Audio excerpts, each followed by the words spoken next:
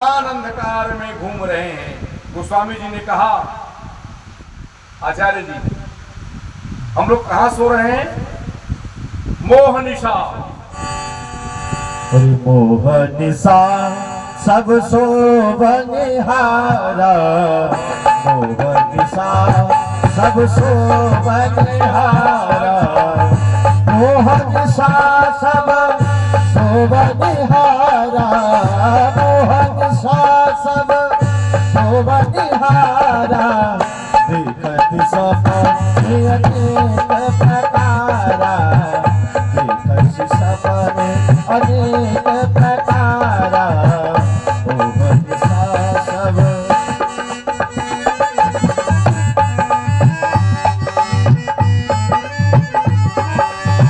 यह जग जाननी जागही जोगी, यह जग जाननी जागही जोगी, परमारथी प्रपंच वियोगी, परमारथी प्रपंच वियोगी, परमारथी प्रपंच वियोगी।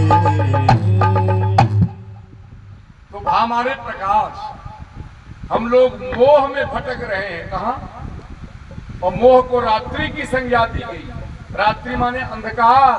अंधकार में भटके जीव को मार्ग दिखाने वाला प्रकाशक ये भाई। और गति, ग से गति, ग से गति, गति तुरंत है। हम नरक में जाने के लिए तैयार हैं। सारी तैयारी हमारी नरक की हो रही है। नरक के दरवाजे तक हम पहुंच चुके हैं। लेकिन वाह, श्री कृष्ण नाम ऐसा लेते ही जो नरक के फाटक से स्वर्ग की तरफ मोड़ दे, उसका नाम है गति दुरत्या। भागो। और वह का क्या अर्थ है पांडे जी? पांडे जी, वह का क्या अर्थ है? वरियान सर्वशास्त्रेषु। दुनिया में जितने भी धर्म मजहब हैं, सब में श्रेष्ठ ग्रंथ है श्रीमद् भागवत। वरियान सर्वशास्त्रेषु। और त का क्या अर्थ है? तरनी। तरनी माने नौका। तरनी माने नौका। नौका बढ़िया हो, नैया बढ़िया हो, लेकिन खेवैया कमजोर हो तो, और नदी में उफान हो, डूब जाओ। नैया मजबूत हो, खेवैया भी चतुर हो, तो नदी को आप पार कर सकते हो बाढ़ में। तो गोस्वामी जी कहते हैं, भव सागर चह पार जो पावा, भव सागर चह पार जो पावा, भव सागर चह पार जो पावा, भव सागर चह पार जो पावा, राम कथा ताता लड़नावा, राम कथा ताता लड़नावा, राम कथा ताता लड़नावा। तो भागवत नैया है। भागवत क्या है? नैया।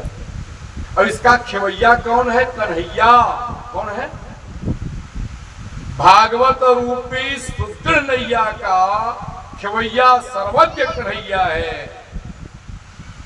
सूत जी कहते हैं, आओ आओ इसी नाव में आरूढ़ हो जाओ और भव सागर के पार हो जाओ। बोलो सच्चिदानंद भगवान।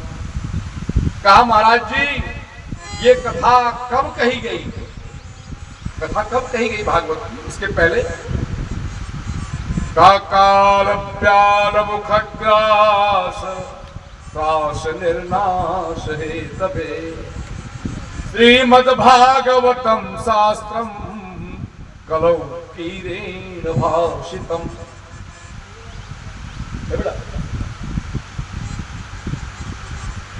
हम कहाँ बैठे हैं? गद्दा पर कि तख्ता पर? ना ना, ये तो दिखने में आ रहा है, वस्तुतः हम लोग बैठे हैं काल के काल में। कहाँ बैठे हैं? इसीलिए हम लोग बेहाल है। क्या है? कोई चैन से है क्या? कोई चैन से है? ना ना, काल के काल में बैठे बेहाल जीव को निहाल बना देने के लिए धरती पर पहली बार कथा श्री सुखदेव जी ने परीक्षित को सुनाया। बोलो सच्चिदानंद भगवान। इसको सुनाया परीक्षित को। परीक्षित कोई साधारण आदमी थे क्या? आर्यावर्त का चक्रवर्ती सम्राट,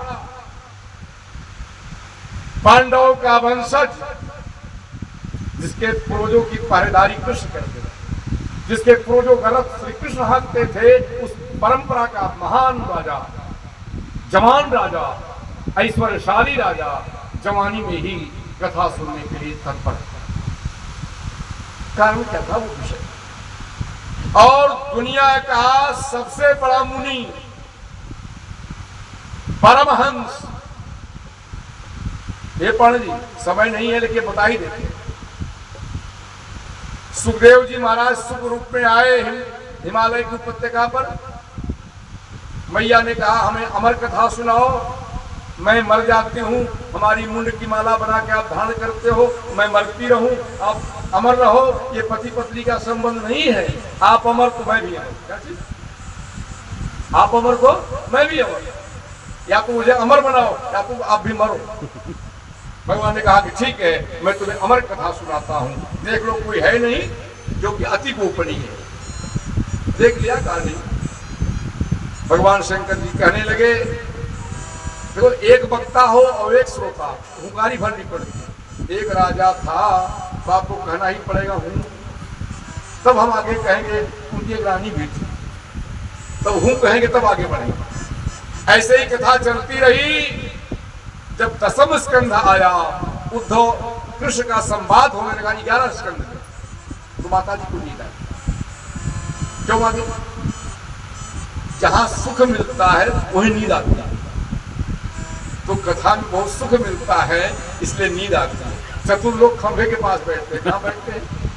खंभे के पास बैठते हैं कि थोड़ा सा अपना काम करना, नींद आती है। अब देखो इतनी बढ़िया अमर कथा थी कि एक सुगा, राधा रानी का पालित सुग था जो लोग का, उसने कहा मैं भी धरती पर चलूंगा, वही हिमालय पर गिर गया था, अचेत था। लेकिन कथा के प्रवाह प्रभाव से वो जीवंत हो गया, पुकारी करने लगा। जब माता जी की नींद खुली, उन्होंने कहा प्रभु उद्धव कुछ संवाद नहीं सुन पाई। कहा हुंकारी कौन भर रहा था? देखे त्रिशूल लेके पीछा किया, और व्यास जी की पत्नी हिमालय पर दूसरी उपत्यका में पिंगला जमहाई रही। बाहर औरतों को बाहर जमहाई नहीं लेना चाहिए, जमहाई हो ले रही जैसे करके मौका के सुग्गा चला गया मुंह में। बोलो सच्चिदानंद भगवान की। 12 वर्ष तक सुखदेव जी पे रहे। जब व्यास जी कुछ लिखने बैठते थे तो भीतर से वो कहते थे कि गलत। व्यास जैसा राइटर विचार पुनर्विचार करके सोचता था कि वास्तव में गलत हो गया। तो कहा मेरे पत्नी के पेट में रहने वाले महापुरुष कौन हो? बाहर क्यों नहीं आते? आओ। उन्होंने कहा व्यास जी कई बार मैंने बाहर आकर के एक्सपेरिमेंट किया, प्रयोग किया, माया ने लपेट लिया। क्या किया? क्या किया? लपेट दिया। आचार्य जी, नितिन जी, माया ने लपेट लिया। भूमि गिरत भार धावर पानी, भूमि गिरत भार धावर पानी,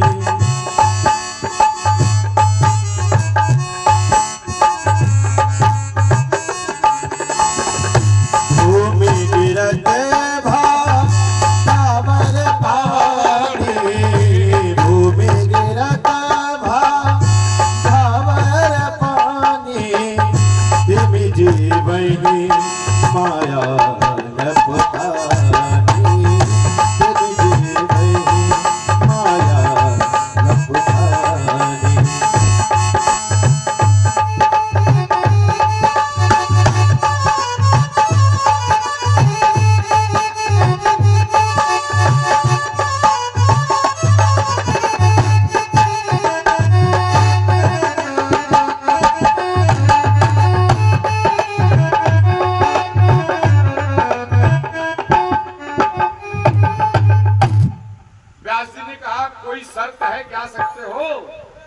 कहा मैं तो बाहर नहीं ताक आऊंगा। तो बोले वहां क्या करोगे? कहा गर्भ में रह के हरि गुण गाऊंगा। गर्भ जैसे अति संकटमय स्थान में रह करके हरि गुण गाना मंजूर, लेकिन धरती पर आना मुझे मंजूर क्यों? क्या माया लगा? कहा कि क्या करें? कहा कृष्ण भगवान का प्राकट्य हो चुका है, अगर आकर के आश्वस्त कर दें कि माया तुम्हें नहीं लपेटेगी तो मैं बाहर आ जाऊंगा। व्यास जी गए, बुला के लाए। अब वहां हिमालय में सम्यवरास आश्रम में व्यास जी, पिंगला जी, श्री कृष्ण जी और गर्भ में वो बालक 12 वर्ष। खुली आंखों से व्यास जी ने देखा, पिंगला जी ने देखा, खुली आंखें, लेकिन भीतर रह करके उस बालक ने भी देखा। तो क्या देखा? वंशे विभूषित करा नवनीरदाधा, पीतांबरादरुण बिंब फलाधरोष्ठात्, पूर्णेन्दु सुंदर मुखा अरविंद नेत्रा। क्या देखा? श्लोक आप लोग पढ़े होंगे, इसका अर्थ लीजिए, मजा लीजिए। क्या लीजिए? ये पढ़े लीजिए। मजा कब मिलेगा? मजा का एक ऐप है। क्या है? जैसे रेलवे को जानने के लिए रेलवे का ऐप है ना, वैसे मजा लेना हो तो मजा का ऐप डाउनलोड कीजिए तो मजा पाएंगे। तो मजा का ऐप डाउनलोड करें इसका मजा लेने के लिए। का वंशी विभूषित कराम, जिनकी हाथों में आ जाने मात्र से बांसुरी जगत बंद हो गई। क्या हो गई? अरे बांस की कटी हुई, छेदी हुई, जली हुई, भुनी हुई बांस की बांसुरी, जिनके कर का स्पर्श होने से जगत बंद हो गई गोपियों की सौख। वंशी विभूषित करान, उसकी आभा कैसी थी? ट्विट लाइट, उसके चेहरे से कांति कैसी थी? नवनीरदाभात, सावन बादों के बादल जल से लोड हो और उसमें से जो एक प्रकाश निकल रही हो, ट्विट लाइट, वैसी कांति थी।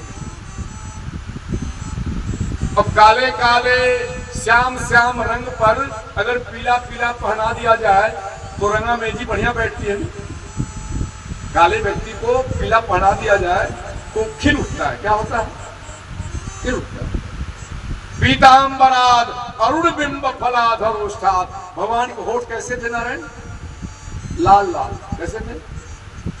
लाल माने कैसा? उदाहरण दिया, कुंडरू खाए हैं। कुंडरू, कुंडरू जानते हैं ना, जो परवल जैसा होता है, जब पक जाता है तो जो उसकी लालिमा है, गुलाबी लालिमा, ऐसे होठ थे भगवान श्री कृष्ण। हमारे होठ लाल क्यों नहीं है देवी? क्यों नहीं लाल? हम सबके होठ लाल क्यों नहीं है? इसके पीछे कारण है क्रोध की अग्नि। किसकी अग्नि? क्रोध की अग्नि, द्वेष की अग्नि जब निकलती है तो हमारे होठों को काला बना देती है। क्या बना देती है? काला बना। फिर माताओं के पास तो एक साधन है, निकाला ऐसे लगा दिया, लाल लाल निकल तो हो जाता है। हमारा नहीं हो पाता। क्या नहीं हो पाता? हम लोगों का नहीं होता। का पीतांबराद अरुण बिंब फलाधरोष्ठात्, होठ लाल लाल और मुंह टेढ़ा हो तो मजा नहीं आएगा। कहा पूर्णेन्दु सुंदर मुखात्, पूर्णिमा की चांद जैसा मुखड़ा, पूर्णिमा के चांद जैसा मुखमंडल हो, होठ लाल लाल हो और आंखें छोटी छोटी हो तो मजा आएगा क्या? अरे बड़ी बड़ी आंखें, खिले हुए कमल के समान खुली खुली आंखें। ऐसे श्री कृष्ण को जब भीतर से सुखदेव ने देखा तो मानसिक संकल्प डाल दिया कि कृष्णात् परम किमपि तत्त्वमहं न जाने। अब इस सौंदर्य माधुर्य का दर्शन करने के बाद अब मैं किसी तत्व को नहीं जानता। और कोई तत्व है क्या आचार्य जी? और कोई तत्व है क्या? है, जिसका नाम है पंच तत्व। क्षिति जल पावक, क्षिति जल पावक गगन सबीरा, क्षिति जल पावक गगन जल पावक गगन समीरा चित जल पावक गगन समीरा पंच रचित अति अधम शरीरा पंच रचित अति अधम शरीरा।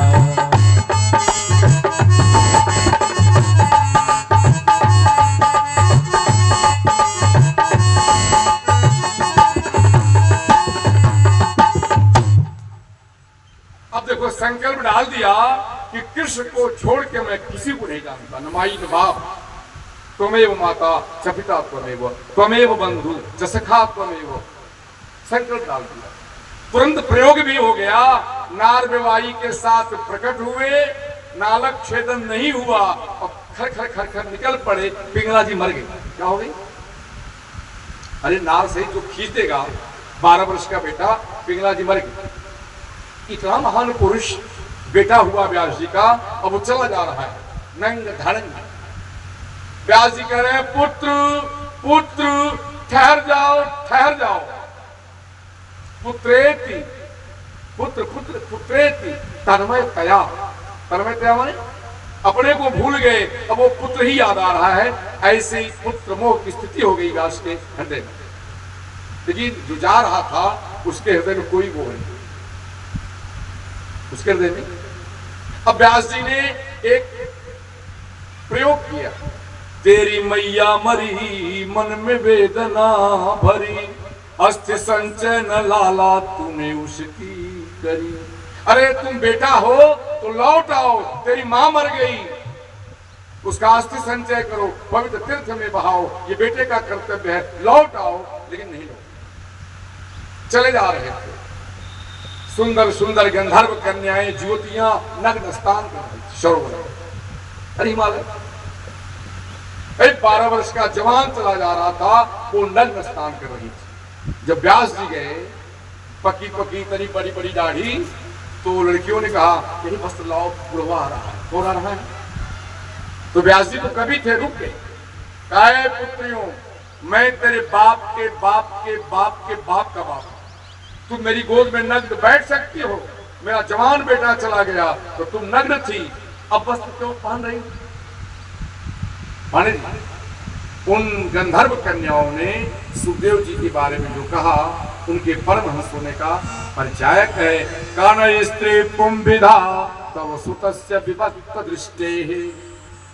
जो चला जा रहा है, जो चला गया, जिसको आप अपना पुत्र मान रहे हैं, उसकी दृष्टि में स्त्री पुत्र का भेद पुरुष का नहीं है। क्या नहीं है? न स्त्री पुंभिधा तव सुतस्य विभक्त दृष्टि। आपकी दृष्टि में भेद है, लेकिन जो चला जा रहा था उसकी दृष्टि में भेद नहीं।